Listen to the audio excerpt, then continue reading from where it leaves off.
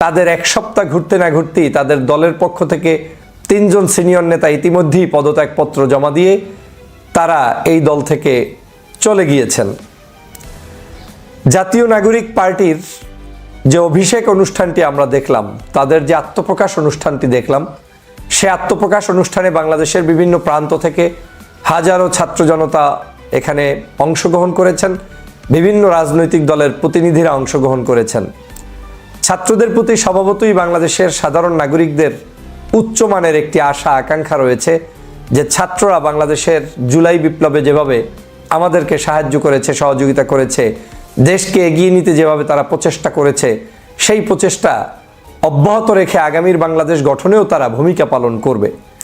কিন্তু হঠাৎ করে কি এমন ঘটলো, কি এমন হচ্ছে দলটির মধ্যে যে দলের মধ্যে পদত্যাগের হিড়িক বইছে? মাত্র 1 সপ্তাহ হলো না দলটি গঠন হয়েছে, তার মধ্যেই এটা নিয়ে আসলে এখন রাজনৈতিক অঙ্গনে আলোচনা যেমন হচ্ছে, সমালোচনা হচ্ছে। এই জায়গা থেকেই আজকে আমি আলোচনা করার জন্য আপনাদের সামনে উপস্থিত হয়েছি। আমার কাছে মনে হচ্ছে যেই সকল নেতাকর্মীরা এই দলের ভিতরে ঢুকেছেন এবং আবার বের হচ্ছেন, এরা প্রত্যেকেই কিন্তু বাংলাদেশের আগামীর স্বপ্ন বাস্তবায়নের কারিগর।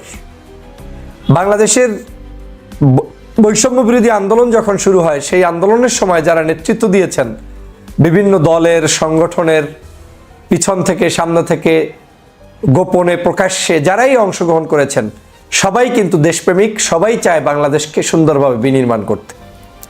বাংলাদেশের ছাত্র জনতার এই আন্দোলনকে যখন তুঙ্গে উঠেছে, তখন এদেশের রাজনৈতিক সংগঠনগুলো তাদেরকে ব্যাকআপ দিয়েছে, পিছনে বাতাস দিয়েছে।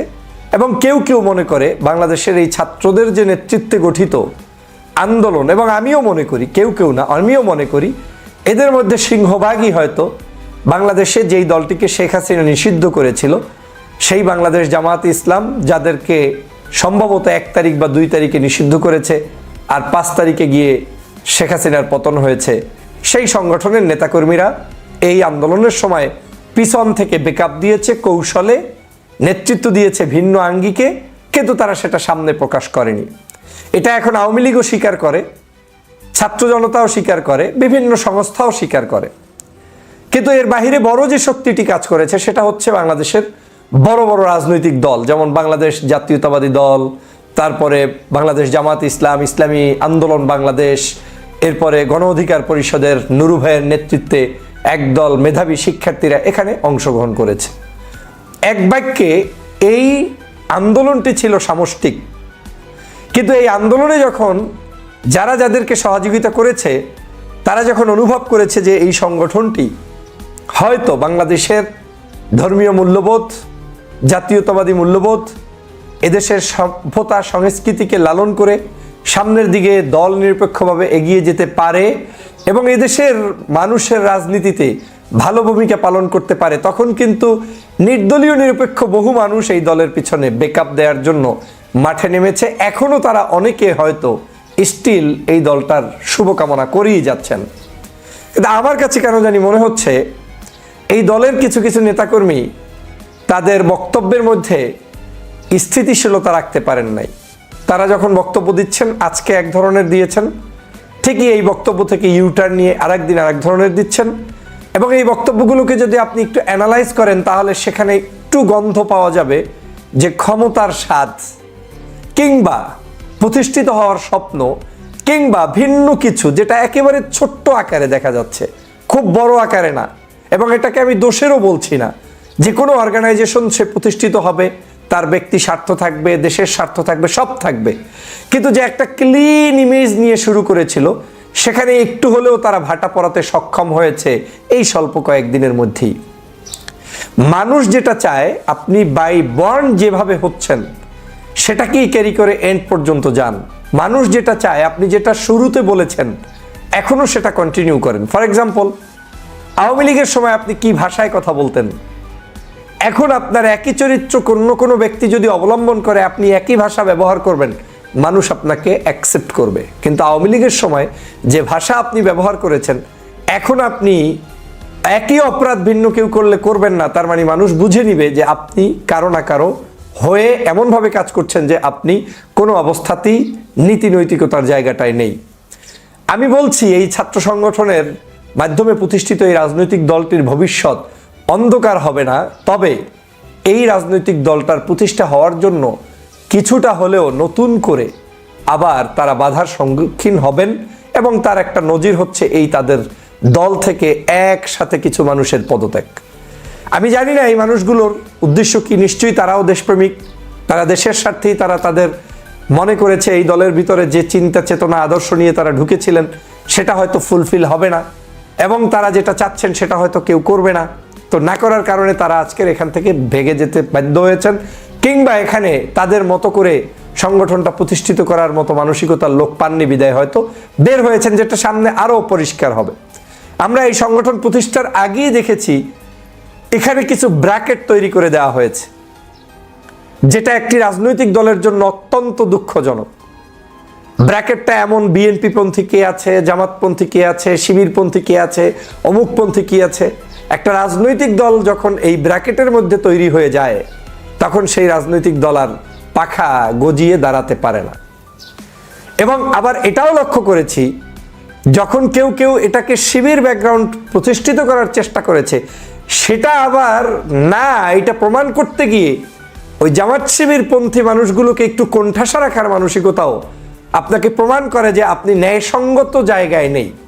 তার মানে আমি কি বুঝাতে চাচ্ছি, দল আমি প্রতিষ্ঠিত করেছি, আমার সাথে যারাই থাকবে তারা নৈতিকভাবে রাইট রাখে, সে জামাত হোক, বিএনপি পন্থী হোক, অন্যপন্থী হোক, যেই আমার সাথে কাজ করবে আমার আদর্শ এবং থিমের উপরে ভিত্তি করে আমরা তাকেই গ্রহণ করব, এই মানসিকতা থাকবে, সেখানে কোনো ডিসক্রিমিনেশন থাকবে না।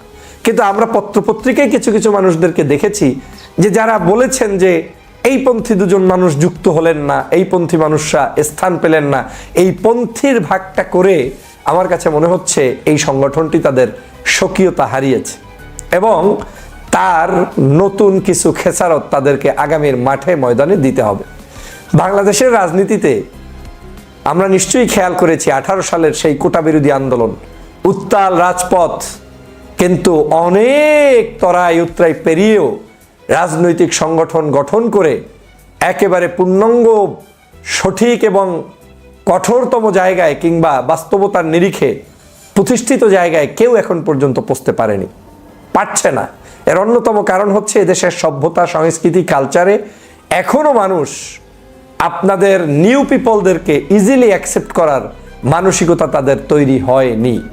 যদিও আমি নিউ পিপলদেরকে সবসময় সাপোর্ট দিয়ে চলি এবং নতুনদের কাছে আমি আশান্বিত হই, তাদের নেতৃত্বে দেশ গঠন হবে সেটা আমি সবসময় চাই, তারা এগিয়ে আসবে সেটা আমার প্রত্যাশা, কিন্তু সেই প্রত্যাশা পূরণের জন্য যে গ্রাউন্ড দরকার সেই গ্রাউন্ড এখনো বাংলাদেশের মাটিতে প্রতিষ্ঠিত হয়নি। বাংলাদেশের মাটিতে সেই গ্রাউন্ড তৈরি করার জন্য যে আদর্শিক রাজনীতি দরকার সেটা আমাদের দেশের মানুষ এখনো ক্যারি করতে জানে না, করে না।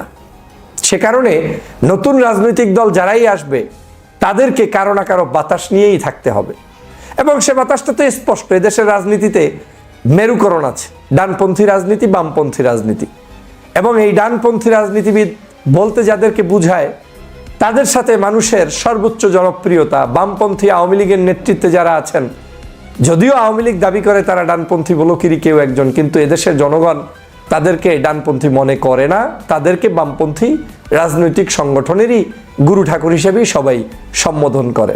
তাহলে দুইটা প্যাটার্নে এদেশের রাজনীতি চলে গিয়েছে, একটা হচ্ছে বিএনপি, জামাত, চরমনাই, এই যে ডান ধারার রাজনীতি, এর সাথে আরো নতুন নতুন কিছু ডান ধারার রাজনীতি আছে, আর একটা হচ্ছে আওয়ামী লীগ, আওয়ামী লীগের সাথে 14 দল 18 দল যারা যারা আছে এই সকল ছোট ছোট রাজনৈতিক দল, তাদের ধারা। কিন্তু এই দেশে সফল হতে হলে আপনাকে কোন ধারায় যেতে হবে? প্রথম ধারাটাই লাগবে আপনার চিন্তা চেতনায় ডান, আদর্শে ডান, কলবে ডান, মুখে ডান, আপনার বিশ্বাসে আপনি ডান, এবং ডানটা এমন ডান যে এই ডানটা হতে হবে ওই পরিমাণ ডান যে আপনার ডানপন্থী কোনো মানুষ ভিন্ন আদর্শের হলেও তার উপরে জুলুম হবে, অত্যাচার হবে, নির্যাতন হবে, আপনি তাদের এই নির্যাতন সহ্য করে থাকবেন না, বরং আপনি প্রতিবাদী হবেন। জামাতের একজন লোক বিপদে পড়েছে, আপনি প্রতিবাদী হলেন। চরমনাইয়ের একজন লোক বিপদে পড়েছে, আপনি প্রতিবাদী হলেন। ডানপন্থী বিএনপি বা অন্য কোনো রাজনৈতিক দলের একজন ব্যক্তি বিপদে পড়েছে, আপনি প্রতিবাদী হয়ে তার পক্ষে দাঁড়ালেন। এটা যখন পারবেন আপনাকে মানুষ অ্যাকসেপ্ট করবে, কিন্তু আপনি যখন কোনো একজন ব্যক্তি বিপদে পড়েছে কিন্তু লোকটা করে জামাত, তাই তার পাশে দাঁড়াতে পারলাম না, লোকটা করে হুজুরগিরি, তাই তার পাশে দাঁড়াতে পারলাম না, এই আপনি ব্র্যাকেটের ভিতরে চলে গেলেন এবং আপনার ডানপন্থী টেস্ট করা শেষ। আমি তো বাংলাদেশের প্রায়ই ডানপন্থী রাজনীতির টেস্ট করার একটা কৌশল সবাইকে বলে দিয়েছি।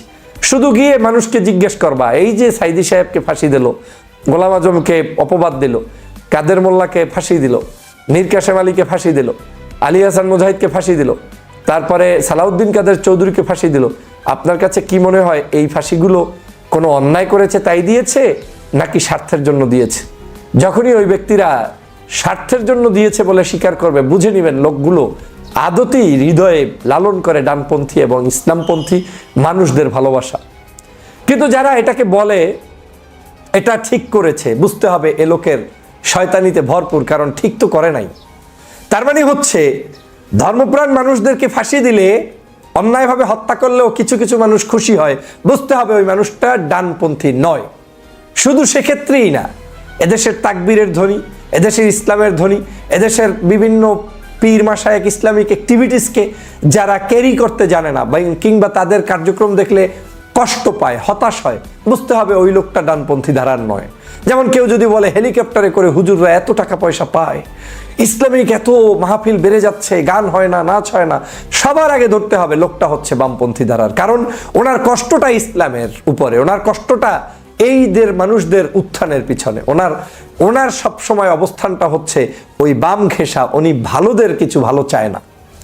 অতএব বিদেশের রাজনীতিতে আপনি যেই হন না কেন, সুপ্রতিষ্ঠিত কোনো কিছু করতে চাইলে মানুষের থিমটাকে আপনার আগে ক্যারি করতে হবে। দেশের মানুষ কি চায়, সত্যের পক্ষে আপনাকে থাকতে হবে।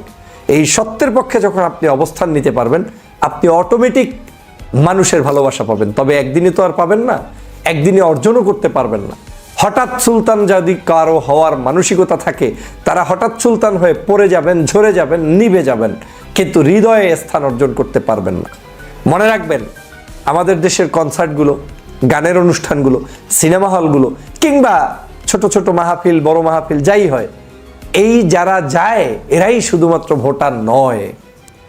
কোটি কোটি মানুষ যারা ঘরের ভিতরে নিবৃতে বসে থাকে, যারা মসজিদে গিয়ে একটু নামাজ পড়ে কিন্তু অন্য কোনো অ্যাক্টিভিটিসে জড়ায় না, সেই মানুষগুলোর চিন্তা করে, কৃষক শ্রমিকের চিন্তা করে, জাতির প্রত্যাশা চিন্তা করে আপনাকে কার্যক্রম হাতে নিতে হবে। এর বাহিরে আপনি যাই কৌশলগত নিবেন, লাভ হবে না। তাতে হয়তো শহীদ মিনারে কিছু মানুষ পাবেন যারা এসে আপনাকে বেদিতে ফুল দিবে, কিন্তু এই মানুষের সংখ্যা দিয়ে রাজনীতি হয় না। আপনাকে ফুলও দিতে হবে, কিন্তু যে মানুষগুলো নিবৃতে বসে আছে সেই মানুষগুলোর চিন্তা এবং আদর্শকে আপনার দলের ভিতরে প্রতিষ্ঠিত করতে হবে। যদি সেটা করতে পারেন, আপনি দাঁড়াবেন। আমি এই নতুন দলের হোঁচট খাওয়ার কারণে আজকের এই নতুন নতুন কিছু কথা বললাম। তাদের এই তিনজন ব্যক্তি যারা ইতিমধ্যেই পদত্যাগ করেছেন, তারা হচ্ছেন যুগ্ম মুখ্য সমন্বয়ক আবু হানিফ, যুগ্ম মুখ্য সংগঠক উত্তরাঞ্চল হানিফ খান সজীব ও যুগ্ম মুখ্য সমন্বয়ক আব্দুল জাহের। এরা ভালো থাকুক, সুস্থ থাকুক, নতুন রাজনীতিতে তারা যেখানেই অবস্থান করুক, তাদের দ্বারা দেশের কল্যাণ হোক, সেটা আমি প্রত্যাশা করি। এবং এই যে ছাত্র রাজনীতির মধ্যে হিরিক পড়েছে পদত্যাগ কিংবা হোঁচট খাওয়ার, এখান থেকেও আমি মনে করি তারা উত্তরণ ঘটাতে পারবে।